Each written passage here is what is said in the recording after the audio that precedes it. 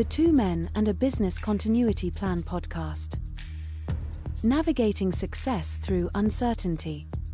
Hello and welcome to our podcast, aptly named Two Men and a Business Continuity Plan with Charlie and James. For those of you who've been tuning in, we've been doing this for well over a year now. Thanks that you're back again. For anybody new, listen in and look at the previous stuff we've done, because all very, very exciting business continuity, crisis, organizational resilience topics. Even a Christmas special. Even a Christmas special where Santa turned up. My God, we've got some pulling power. But let's find out who we both are. Charlie, short introduction. So, Charlie McLean, Bristol, business continuity person by trade. Background is military, followed by utilities, followed by business continuity for 25 years. Fabulous. You've never said that before. That was just off the cuff perfectly. And I'm James McAllister. I mean, sort of similar background, except take out military, put in police, put 30 years and the last 12 years in consultancy. And that's my background. Fascinating subject today. What we're going to look at is something you may not have heard of before, given a title, but you'll be aware of the concept. So the new name for this is Polycrisis, when everything breaks at once. Let's be honest. Most business continuity plans assume one thing goes wrong at a time. Severe weather, IT outage, supplier issue, nice, neat, contained. But what happens when it's not one thing at a time? What happens when it's lots of things all at once? Today we're talking about that, the polycrisis, or in plain English, when everything goes horribly wrong and breaks all at the same time. So, before we get into the meat of the topic, what's your simplest explanation for what a polycrisis is? Any different to mine? I take it for, I looked in a bit of the origin of this, and French philosopher Elga Morin and co-author Anne-Brigitte Kern in their 1999 book, Homeland Earth, a Manifesto for the New Millennium. I can't even speak. So basically, they were the first people who thought about this idea of polycrisis. And then I was just reading this guy, Adam Towes, a professor at Columbia University, has also wrote about it. But what they've done is they've taken it on a sort of geopolitical level. And their basic points are to say that, look, I'll just read you bits here. The characteristics of polycrisis is an impact of polycrisis is greater than the sum of its parts. And I think that's a really important thing which we explore later, is to say if there's three or four, it's actually bigger than those three or four things simultaneously. So it's worse there. As multiple crises occur simultaneously overlap, they interact with each other. So it's not you're dealing with three independent crises simultaneously, just happens to have one is the cause of another, which interacts with other. And then the feedback between them has unexpected behavior events and new dynamics or consequences not observed when considering isolation. So I think this is really important. It can bring up some really new things, unusual things, new risks that we perhaps never even really thought about it. And then they can amplify and accelerate it by other things. And they're difficult to do because you're trying to deal with three or four things at the same time, and they're not the same answer to all of them. So that is some of the sort of things from a high up level that they talked about them.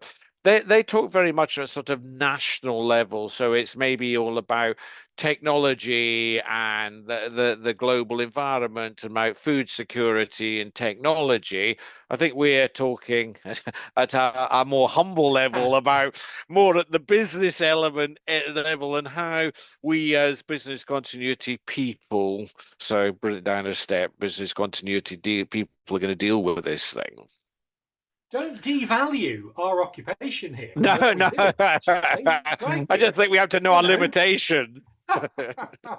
What about any real world examples that people can sort of pick Well, I from think, this, if from you our just look at worlds? the present crisis in Iraq, and the funny thing about whatever we say now will be out to date by someone listening to it next week. So the next thing has gone on. So you just have to say, at the moment, I think it's straight.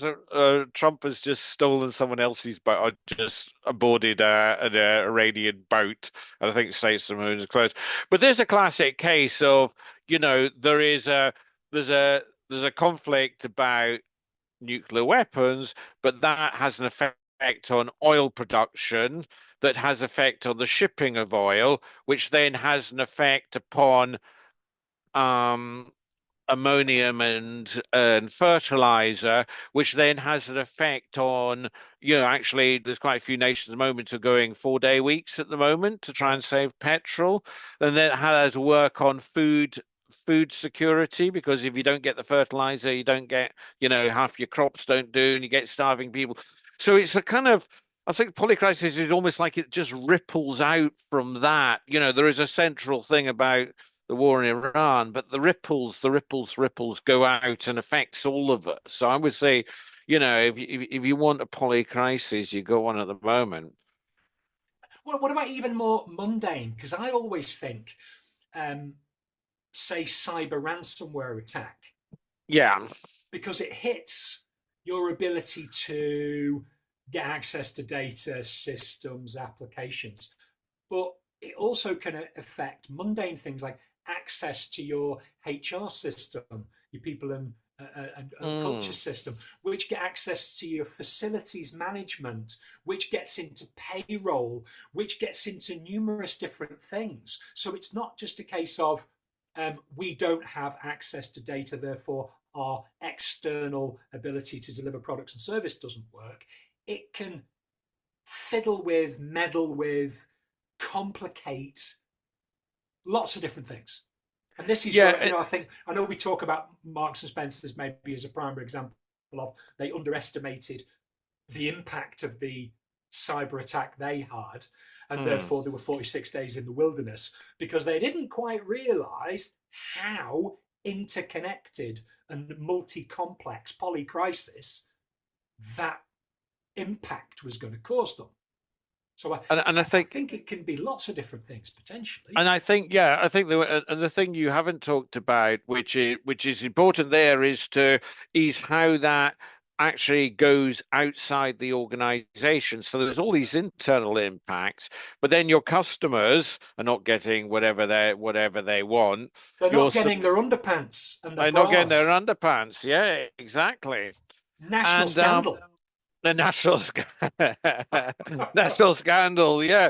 Especially when you've only got one pair and the other pair ripped. So yeah, What else do Marks and Spencer supply? I mean, I don't know. yeah. Apart from good Or it's the quality takeaway underwear, for a day. Have and more than a stockpile underpants just in case. that's in your business continuity plan, Just isn't see, it, Jamie? yeah, yeah. You have big enough incident. You might need 2 or 3 pairs just for day one. Can get But appropriate. the idea is that hey, taking a cyber incident, your customer, a lot of your customers may cut off immediately their interconnections with you. And so you might be sending them data. They might be, if you've got a just-in-time integrated supply chain, you don't normally need to the shelf, whether you clock out something out the shelf, it goes and tells the consolidation, who then goes and tells another machine to say, go and order off this piece when this stock gets to this bit. So that tells that machine to go and produce some more. And if that kind of end-to-end process, and understand that with Marks and Spencer, breaks down, then you know you got a warehouse full of stuff where you've no idea where it is, what it is. You can spend all day trying to find something because you don't always put things in logical sequence, and the computer knows where all these things Right. are. And so that kind of whole supply chain, so a bit like my ripple effect, it kind of like gathers more and more people in.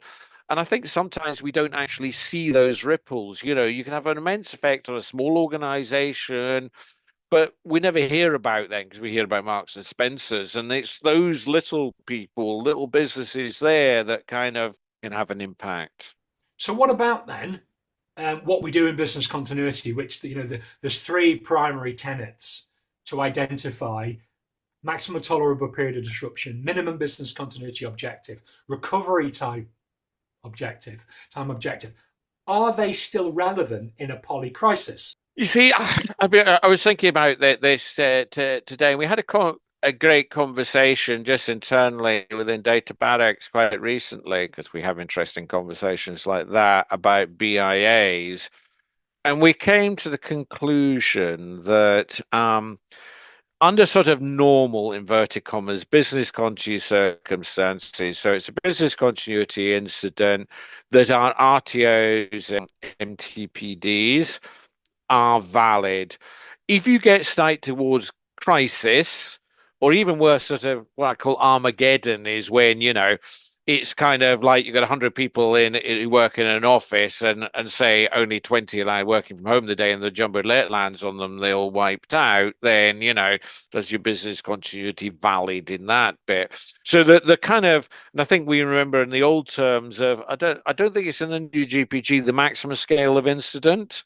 Is that still in? You've been teaching it, but there was that point is to say, look, our business continuity plan can deal with this. If it's that, we're not going to be able to deal with it. And I think sometimes the polycrisis, we got to admit, they say our business continuity plans don't cope with it. Larks and Spencer would freely admit that all their RTOs and probably MTPDs were broken. Well, but it depends how. See, MTPD is point of failure for the organisation. And it should be assessed on, reasonable worst case scenario type approach, because as we know, worst case scenario is in the risk world has now been sort of almost discounted from a planning perspective. But yes, I think MTPD is valid because we should be looking at a point in time where the organisation fails due to our inability to supply our in-scope products and services. And I think that's really valid.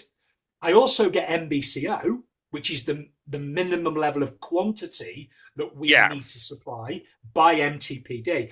But I definitely agree that RTO would be probably very difficult to remain the same if we've based our recovery time objective on single incident loss of people, loss of premises, loss of IT, when we're dealing with multiply complex, which would mean the RTOs, like in a cyber attack, your RTOs for your DR go out the window.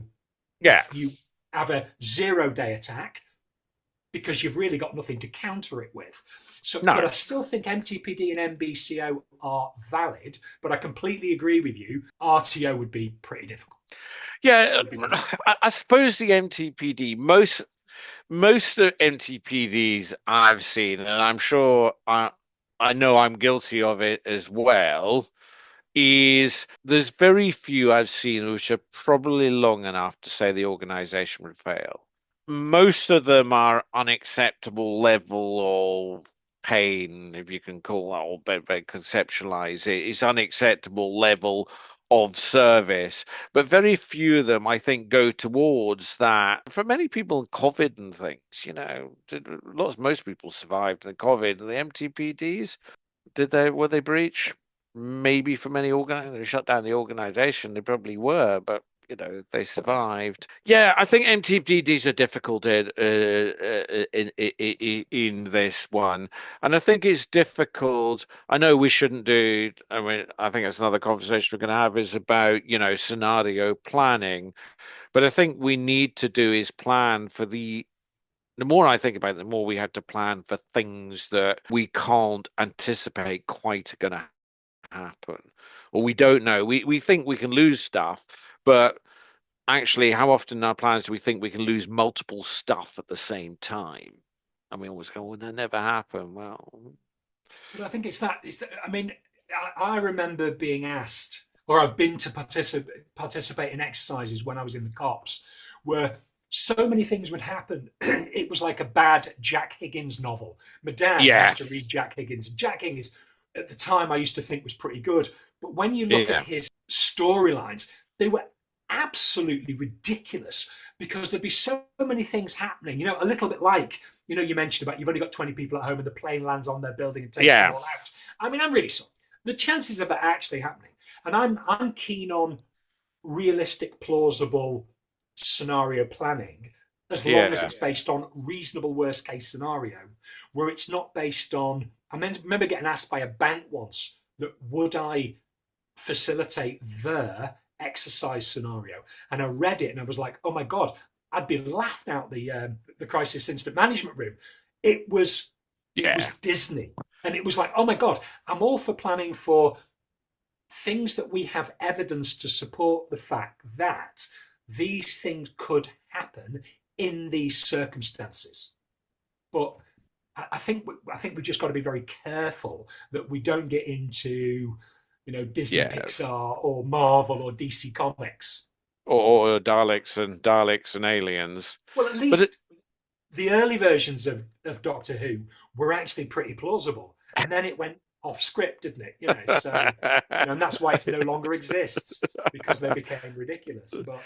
But I do think there's a counter to your argument there, and we heard at the Scottish Continuity Group, we heard John Frost talk from Marks and Spencers, and he said exactly your point, to say one of the exercise I would have liked to have done, or I felt I should have done retrospect after the incident, was that total wipeout of all our systems. And he said exactly your point. Say, if I had suggested that to the board, they would laugh at me and said, well, that wouldn't happen. We couldn't do it.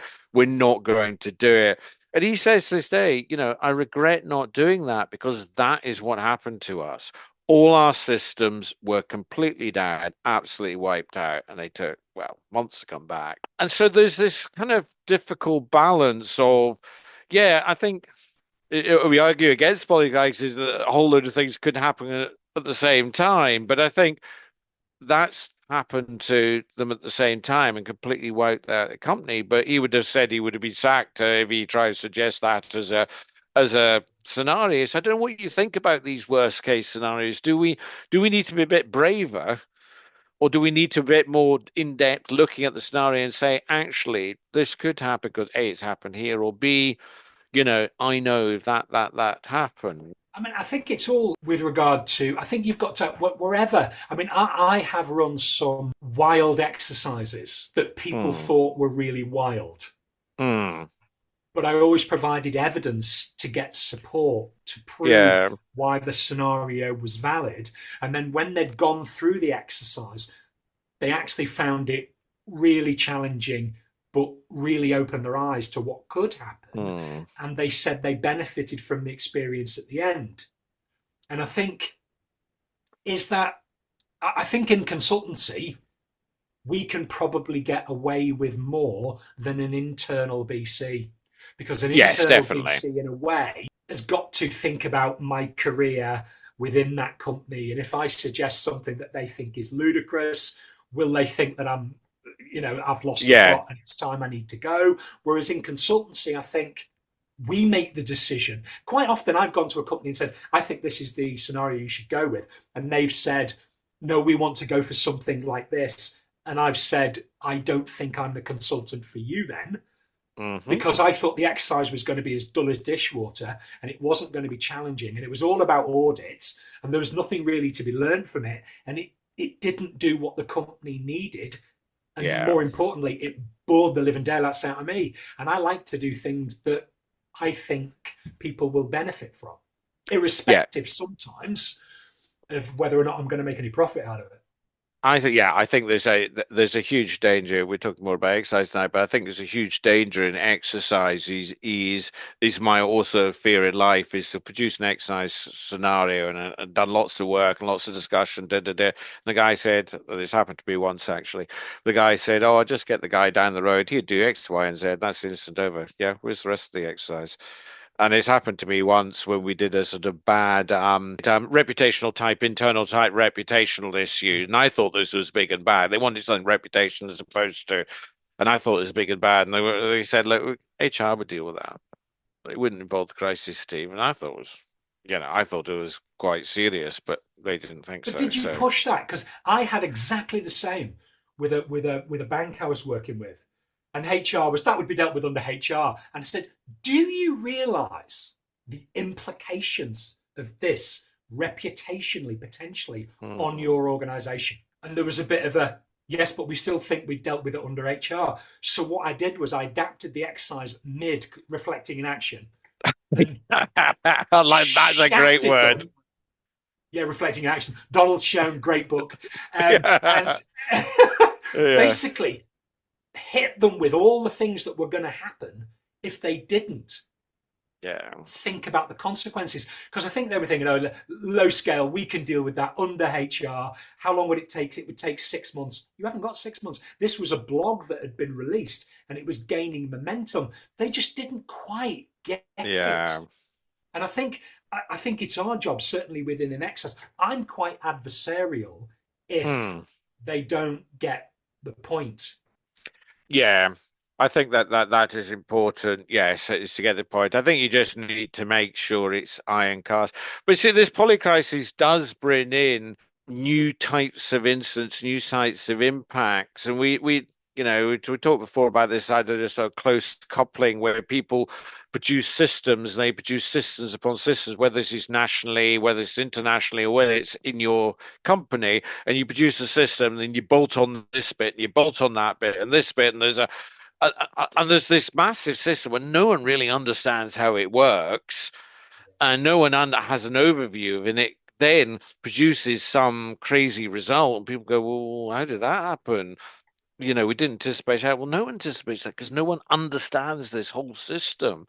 And, like Nats going down or the CrowdStrike issue, taking all computers out, 8,000 computers worldwide from Microsoft. That would never happen. Microsoft's really good. They do this well. We'd all tested the patch, only 8 million computers went down. So lots of stuff out there. So, Yeah. But do you think then we need to do more integration of plans together through more complex scenario planning?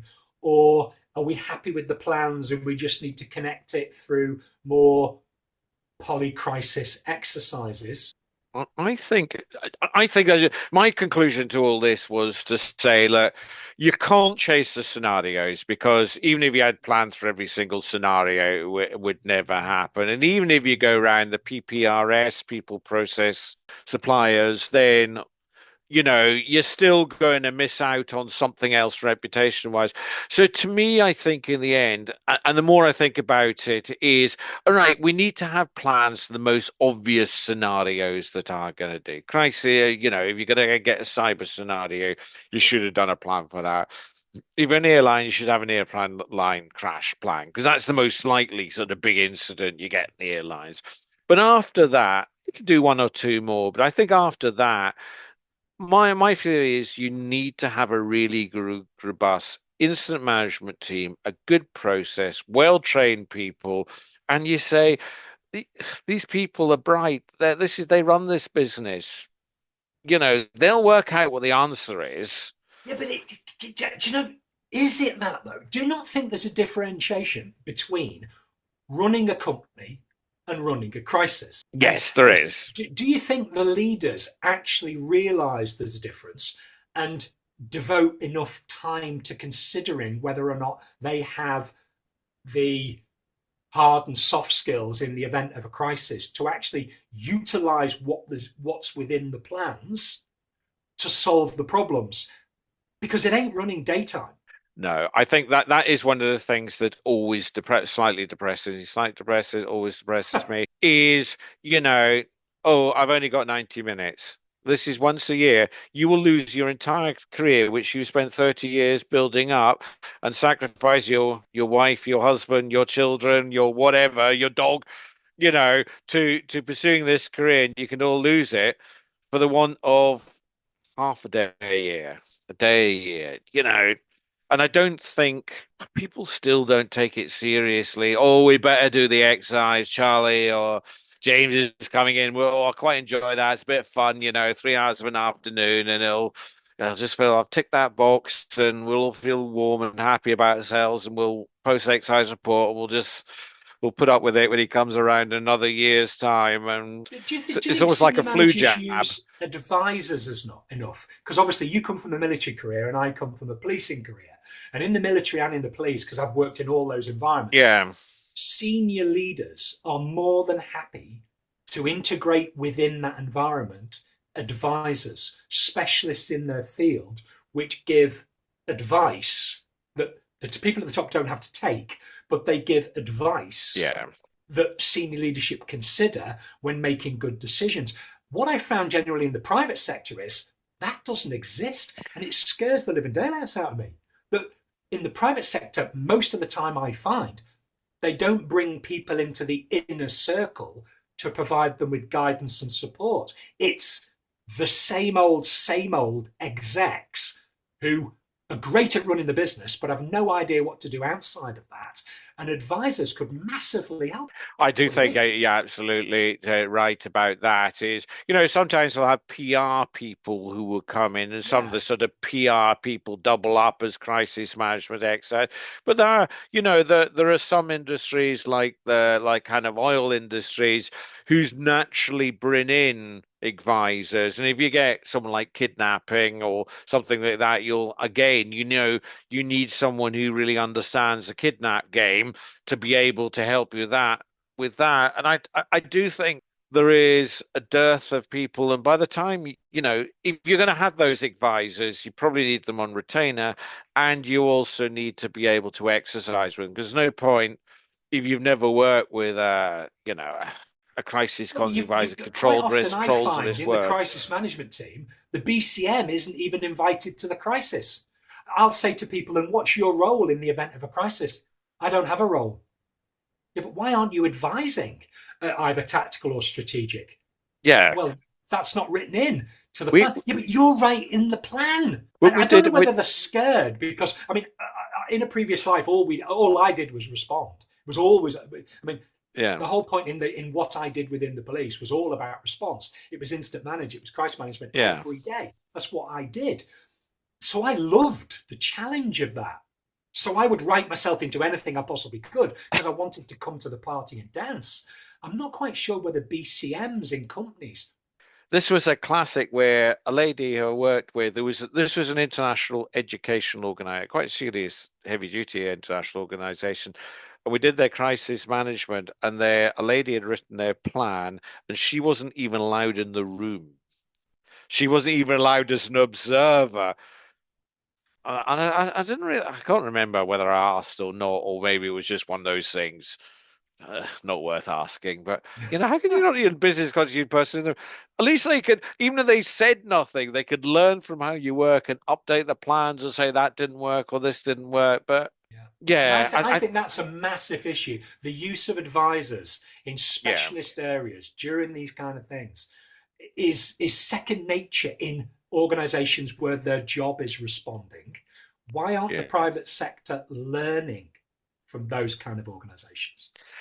And I don't know. There's a not everything's about grey here, but quite a lot of the people who've been in business country like us two, have had careers first.